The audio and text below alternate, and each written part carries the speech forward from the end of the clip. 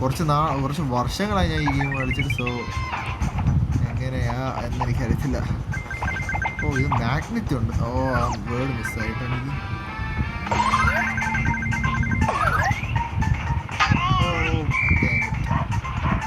ഇപ്പം പോയാൽ മാഗ്നറ്റ്.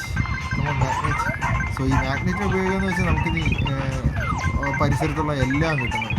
നമുക്ക് അങ്ങോട്ട് പോകേണ്ട കാര്യമില്ല.